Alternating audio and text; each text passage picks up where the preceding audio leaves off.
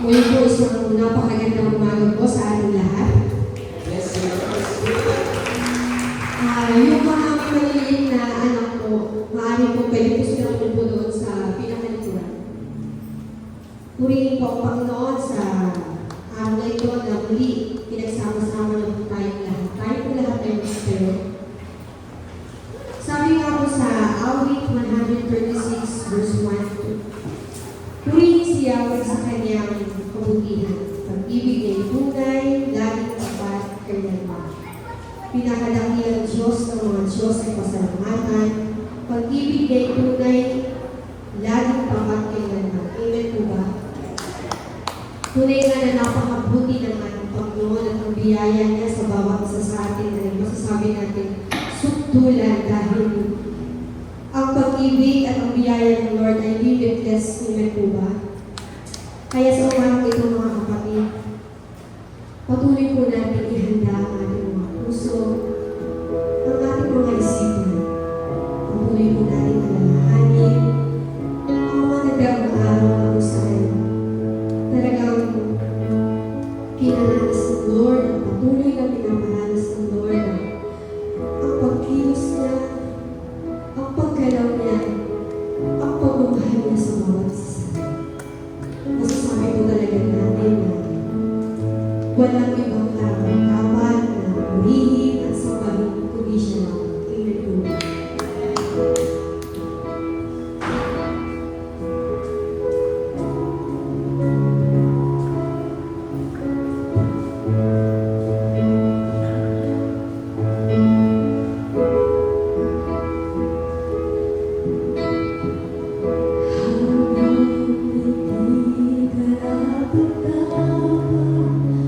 Pag-ulan ng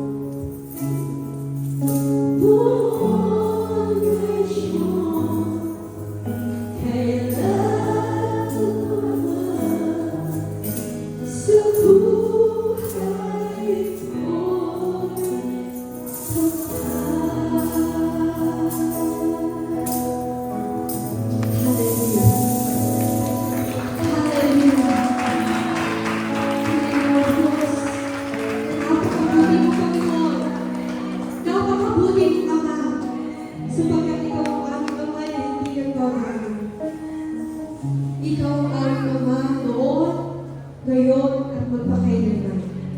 Ikaw ang aming Ama na talagang sobra-sobra kang magmahal.